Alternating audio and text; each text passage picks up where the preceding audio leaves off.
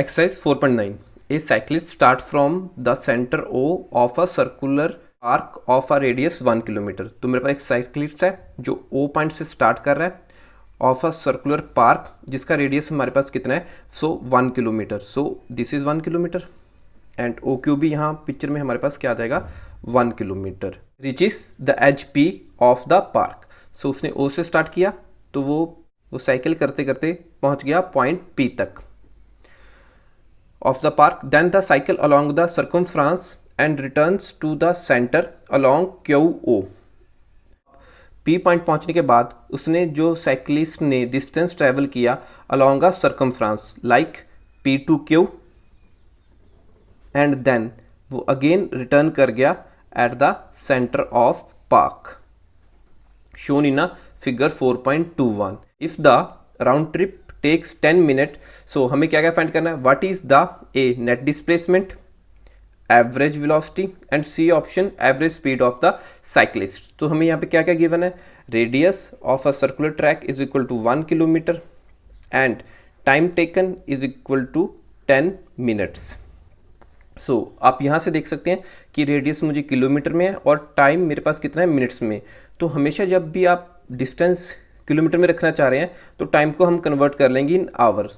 सो मुझे मालूम है 1 hour is equal to 60 minutes, 60 minute. So 1 minute में कितना आ गया मेरे पास, 1/60 hour is equal to 1 minute के इक्वल। सो यहाँ पे मैं टाइम को कन्वर्ट कर लेता हूँ आवर में। सो मिनट की जगह मैं क्या डाल दूंगा, 1/60 hour. So time is equal to 10/1/60 into hour. So 0 से 0 cancel. So time in hours मेरे पास क्या आ जाएगा, 1/6 आवर टाइम ले रहा है। सो स्टार्ट करते हैं ए ऑप्शन। सो हमें क्या फाइंड करना है, नेट डिस्प्लेसमेंट। सो नेट डिस्प्लेसमेंट, सो नेट डिस्प्लेसमेंट मेरे पास कितनी आ जाएगी। सो नेट डिस्प्लेसमेंट का फार्मूला क्या है, final position minus initial position. अब देखिए मेरे फाइनल पोजीशन भी ओ आ रही है, मेरी इनिशियल पोजीशन भी क्या थी, O. So my net displacement is equal to 0 आ गई। So this is answer of part A. So next B part में हमें फाइंड क्या करना था, एवरेज वेलोसिटी। सो जो मेरी एवरेज वेलोसिटी है उसका फार्मूला क्या होता है, net displacement by net time taken, या आप सिंपली कह सकते हैं time taken. So net displacement में 0 आ रही है, so 0 divide by something equal to became 0। तो ये भी मेरे पास क्या आ जाएगा, 0। Answer of B option. अब हम फाइंड करते हैं average speed of the cyclist, option C. So अब एवरेज स्पीड का फार्मूला हमें मालूम है कि total path length over time taken. So अब यहाँ पे देखते हैं कि मेरे पास टोटल पाथ लेंथ कितनी कवर हुई है।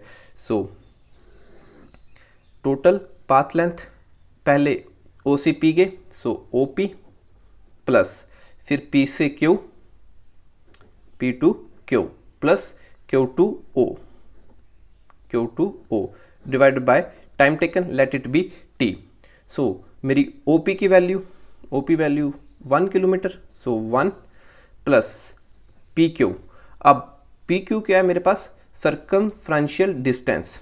अब देखिए अगर इस ग्राफ को मैं थोड़ा सा एक्सटेंड कर लूँ, लाइक ओ क्यू को इस तरह, पी ओ को इस तरह एक्सटेंड कर लूँ, तो आप देखिए जो मेरा पी क्यू पोर्शन है वो 1/4 हो जाएगा total circumference of a circle.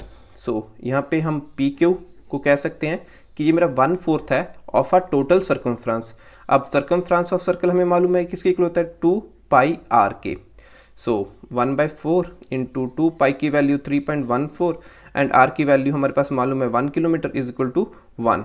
अब इसे सिंप्लीफाई करें तो हमारे पास कितना आ जाएगा, 1.57 किलोमीटर, बिकॉज r हमारा कितना था, किलोमीटर में। सो 1.57 किलोमीटर प्लस ओ क्यू, तो ये भी मेरे पास रेडियस ही था, सो ये भी मेरे पास आ जाएगा 1 kilometre by time. So time मेरे पास कितना था, 1/6 आवर, 1/6 आवर।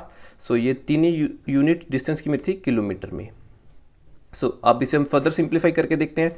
अगर इसे हम फर्दर सिंप्लीफाई करें तो मेरे न्यूमिनेटर में आ जाएगा 3 0.57, अब ये डिवाइड में था, ऊपर जाके मल्टीप्लाई में हो जाएगा, is equal to 6 kilometre per hour. After simplify ये मेरे पास कितना आ जाएगा, 21.43 kilometre per hour. This is answer of our C option.